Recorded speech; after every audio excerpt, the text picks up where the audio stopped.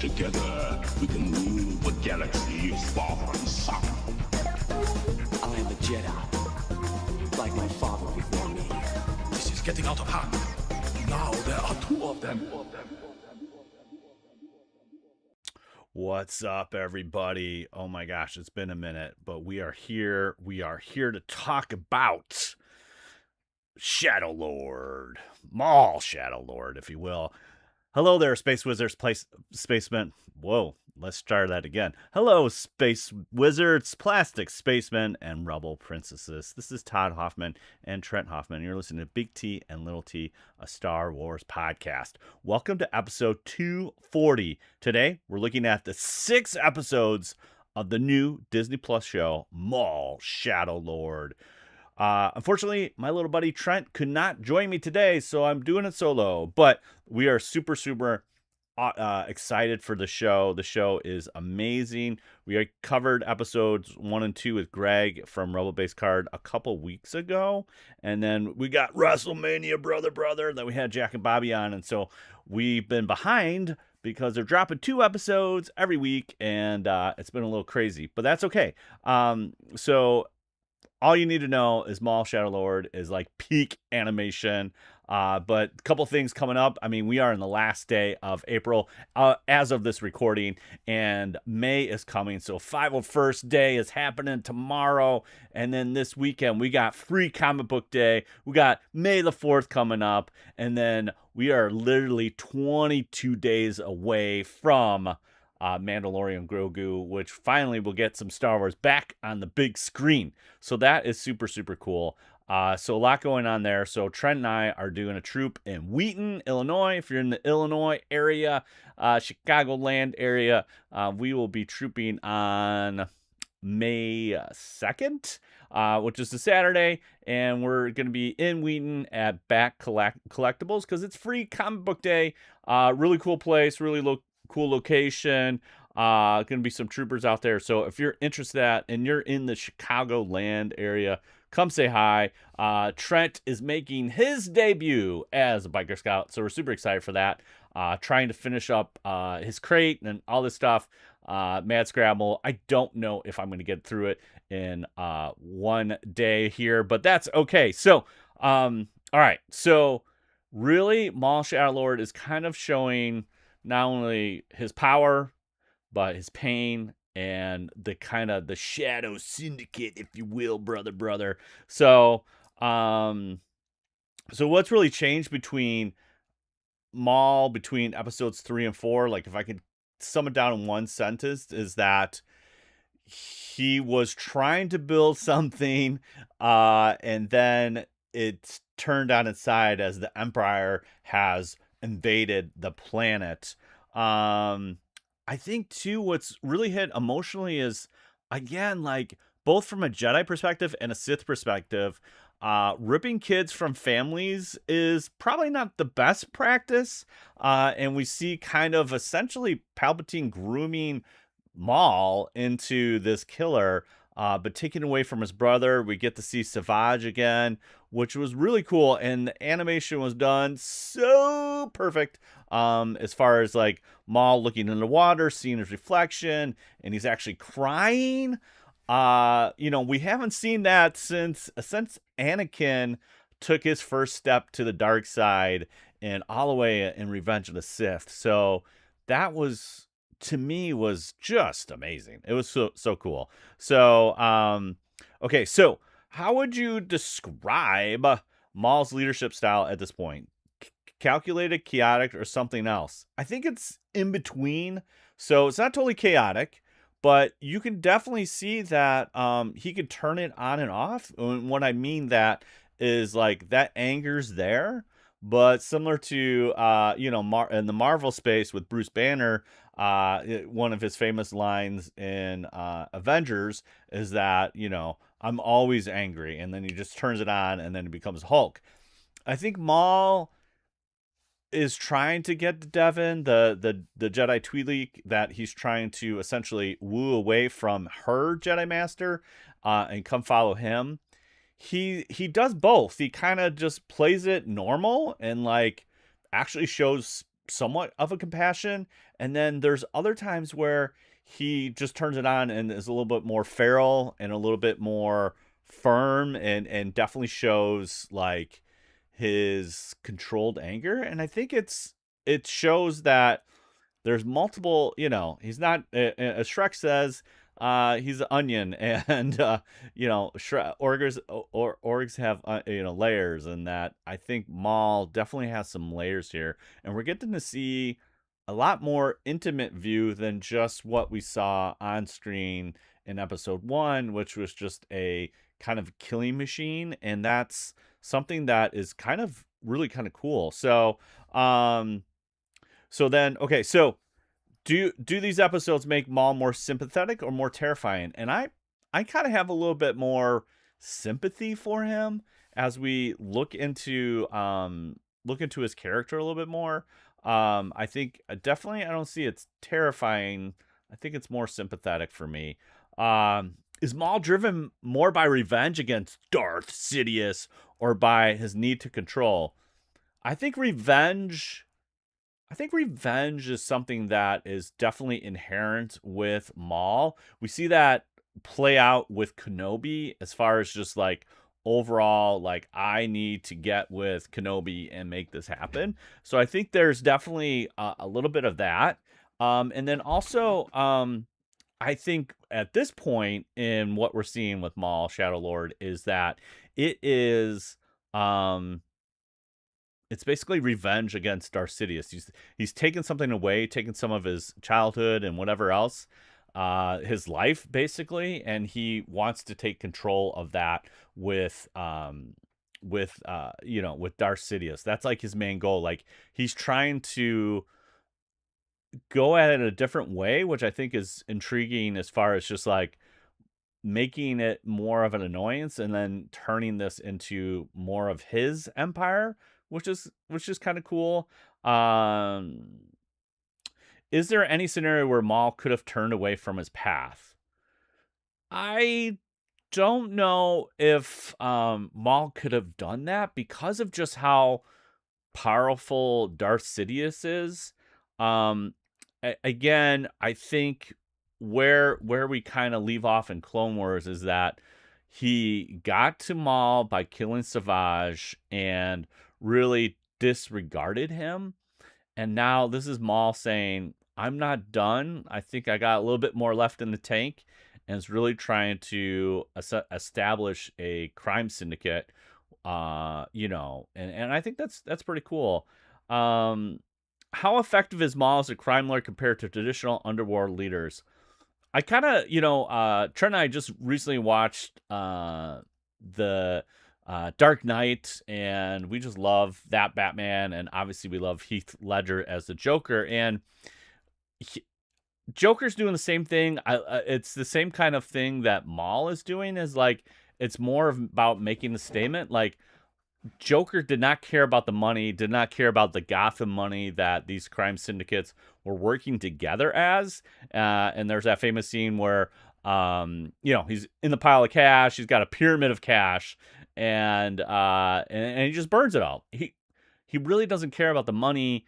He cares about the statement of that. And I think Maul is similar in the sense of he's not looking for ultimate domination like Darth Sidious wants to control the whole galaxy, which he does for a little bit. But I think, again, Maul's looking more or less as a statement, like, you discarded me, and now I am going to take care of business here and show you that I'm more than just a killing machine. I mean, it's very calculated. It's pretty good. So, what does these episodes reveal about the structure of his Shadow Collective? So he's definitely taking out in this a couple episodes. We see that he's taking out the rivals of the Shadow like rivals of gangs, basically, and putting this together. But then when we get to the end of episode 8, we hear a familiar name from Crimson Dawn, which is Dryden Voss. So that is pretty interesting, because we know when we get to Solo that Maul's behind Dryden Voss. So I'm wondering how that plays out, and basically does Maul strong arm him into relinquishing the Crimson Dawn, which is kind of it's cool. It's cool. What alliance or betrayal stood out the most? I don't know the little dude's name, but he's the other mobster. He's a little blue guy. I should know these species, but you know, there's so many in Star Wars, sometimes I forget. But basically you could tell that he's still trying to play the angle, like he's hanging out. He's kind of like captive under Maul a little bit. I mean, Maul basically says you're free to leave, but he's still got some connections, and I think he's, again, trying to work with the Empire, which is so weird, like being an informant. And you could see like the Empire is not what you want or the heat you want in this. But I think that's where it feels like maybe if the Empire takes over and snuffs out Maul, that would be a good thing, you know? So does Maul rule through fear, respect, or manipulation? I think it's like kind of all three. There's definitely aspects of that where he can be scary. He can rule by respect, and a little bit of it is manipulation. I think, again, with the betrayal, we have 3 Mandos that are part of his, that are kind of, Rune Cast, who's kind of the leader, and she is loyal to Maul, but the other ones want credits. In the end of the episode, we get essentially them escaping, but then the Empire comes down and blows them up. So yeah, the greed, they just wanted the credits, and they got a lot of credits, but then they gonna get blown up. So, what's the most jaw-dropping moment for episode 3 to 8? I think it is the flashbacks with Maul and Sidious. I really loved how they did that from an animation perspective, as well as the emotional weight that carries with Maul. I think that it's great. That was super cool. Favorite duel or confrontation? I mean, he basically has Mordok and what they call the Crow, the other Inquisitor. So it's 2 Inquisitors against Maul. Maul's kind of beat up already with his leg, and that they play into that. But man, there is one amazing shot where like the waterfall's happening, and there's like a quick shot of Mordok like sizing up Maul as he's fighting with the Crow. I don't know what it is. It's literally a second, but I had to go back, and I pointed out to Trent like, oh, you gotta check this, check this out. And it's just really cool. And I thought that was like a really jaw-dropping moment.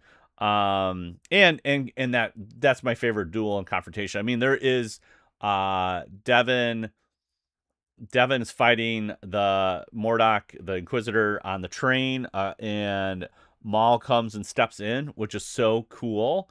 And that fight is great too. I mean, it's really cool. The other thing that kind of was surprising for me is like Maul, I think he's using Form 3. Like he's like practicing with his lightsaber, and what you would see a Jedi normally do. We get to see that with Maul, and I thought that was great. Just him, like, again, just focusing on the art of the lightsaber, which is so cool. Okay, was there a scene that felt very classic Star Wars or in tone or style? So it's so funny.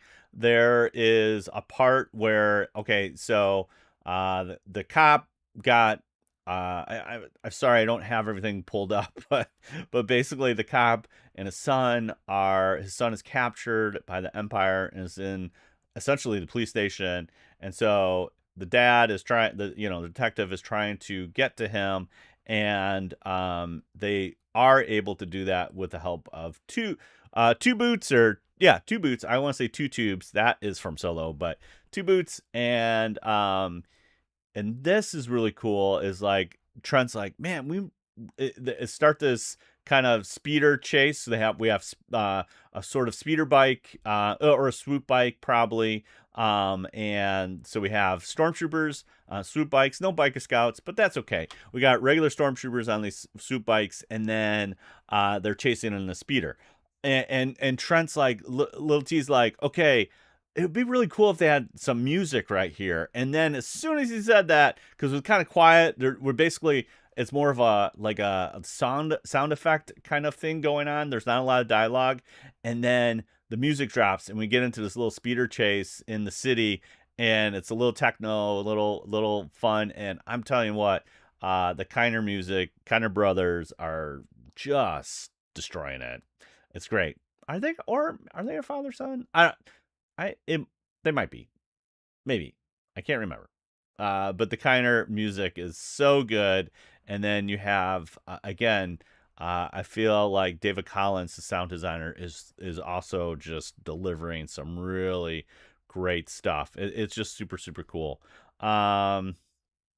So what themes stand out the most? Power, identity, survival, legacy.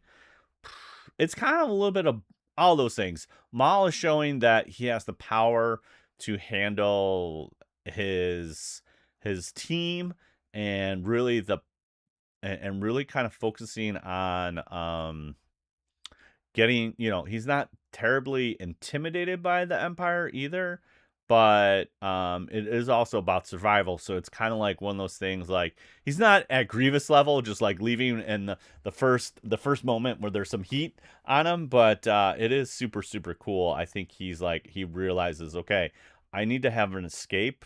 And again, like he even fake surrenders to the Crow and Mordok, and puts the joke on him. He sees the escape path through the cavern, through the waterfall, and then he basically brings down the house, brings down part of the cavern to collapse it, so he can escape and get out of there, which is pretty impressive, I think.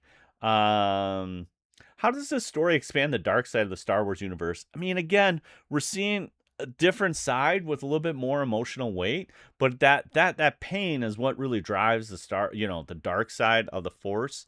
I don't see Darth Maul going good. I mean, he basically um confessed at the end with Obi-Wan and Rebels, which is a super deep moment. Like he's looking for that chosen one to get the Empire and rid the Emperor of his power.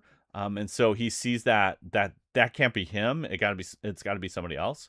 But I really do enjoy just seeing all sides of it. It's not just the anger thing. There's a lot going in there. And I think, again, that's the same thing what drives Darth Vader. Darth Vader is not just anger. I mean, there's disappointment in himself. There's, the loss of Padme, and him thinking it was him all the time, and then realizing this whole time it was a lie, and so those are things that play into kind of where the dark side goes and all that kind of stuff. I mean, again, we are seeing, some parallels between Maul and Anakin, very much so in how this is progressing with Maul.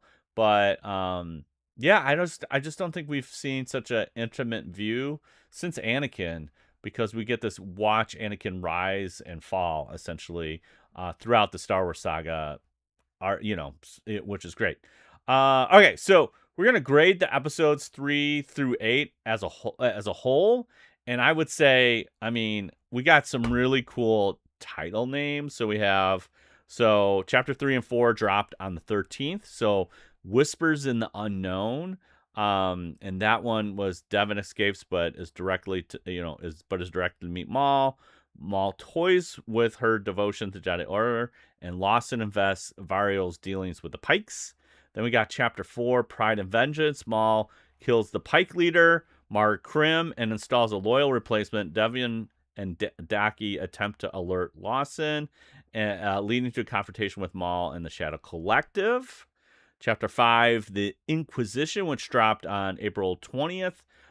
Imperial forces led by Inquisitor Morak occupy Janix. Maul delays leaving the planet to recruit Devin, while Devin and Daki evade Imperial stormtroopers. They're on the chase. And then Chapter 6, Night of the Hunted, that also dropped on April 20th. Devin, Daki, and Lawson narrowly escape the Imperial forces with Maul's intervention. Marak Mark reports back to his master about Maul and his Jedi presence. Chapter 7 and 8, which dropped April 27th. So Chapter 7 is Call to Oblivion. And that is Maul's pursuit of power and his interaction with Devin and the Shadow Collective. And then Creeping Fear, which is a great, man, that's a great band name right there. Creeping Fear, we get to see, there was bets of like, Morak is like, bowing down to a hologram, and you think, I thought it was Darth Vader or the Grand Inquisitor, which is what we see in Rebels and Obi-Wan, but it was actually the Crow, which is still pretty cool. Again, an Inquisitor, we don't know the hierarchy here, if Vader's involved yet with this, but we know that it's pretty cool with the Inquisitor. So the Creeping Fear was great. So if I had to rate these overall, I mean, honestly, there's not a bad one in this bunch. And if we were doing T's like we usually do, this is definitely 5 T's. Like, this is full blown amazing animation. If you haven't watched it and you're already, I try to keep it a little spoiler free, but there's still a little details in here. If you haven't watched it, I mean, it's good on, it is good on the old eyes, ears. It is just, I am so impressed by this animation. Like, I haven't been this impressed with the show since Andor. Andor was the cream of the crop. Rises to the top, brother. And I think Andor and Maul are in that. Maul is in this category from an animation perspective. It's just leaps and bounds over Bad Batch as far as just the animation that they're doing. I feel like Clone Wars was rudimentary and they progressed. When you get to season 7, the last 4 are just masterclass, and then Bad Batch also progresses, and Maul is just delivering, and it's great. It's like I mentioned this before. It's very much like Spider-Man Into the Spider-Verse with Miles Davis. The whole Miles Morales, that's a different guy. Miles Morales, that whole animation with Lord and Miller and Sony Pictures, so good. And they're doing a lot of the same advanced techniques I'm seeing. Again, I don't have any animation background. I've just watched a lot of animation, and I just know they're doing great, like, cool backgrounds. Like these like Maul looks so good on the close-ups. They're just doing a lot of different tricks that I feel are like, it's not your typical like kids animation show, which is really, really refreshing. It's super cool what they're doing, and it looks great. So there you have it. So if you haven't seen it, we're already 8 in the hopper. So we got 8 in the hopper. We got 2 more dropping out May the 4th. And I think it's dropping on 12/01. So if you're really early, you can get it right when May the 4th happens. It's very Star Wars, very cool. I'm super excited to see how these 2 end. But so there you go. It is really, really good. 5 T's for sure. So thanks again, Space Wizards, Plastic Spacemen, and Rebel Princesses, for listening to another episode 240 of Big T and Little T, a Star Wars podcast. You can find us on the socials, Big T, Little T Podcast, Instagram, BLILT Podcast on the Twitter and /X, Big T, Little T Podcast.bsky.social on the Blue Sky, and then follow us on Twitch, twitch.tv /Big T, Little T is where you can find us, which is always great to get on here. We'll definitely we're trying to get on some kind of rhythm here. We're doing a poor job of it, but we would love to continue to stream and have fun, and just we're enjoying life. So we got stickers. We got some new ones, some fresh stickers. So we want to hear from you. So comment, tweet, rate us on Apple Podcasts, give it a 5-star review on the old Spotify, and you can drop us an email bigtlittlepodcast@gmail.com. If you drop us a question or give us a rating, we will throw swag into your faces. And that would be super, super cool. So, next week, we will be talking about, the old Darth Maul episode 9 and 10. Now, remember, truly wonderful the mind of a child is, and may the Force be with you always. Bye. Bye, bye, bye, bye.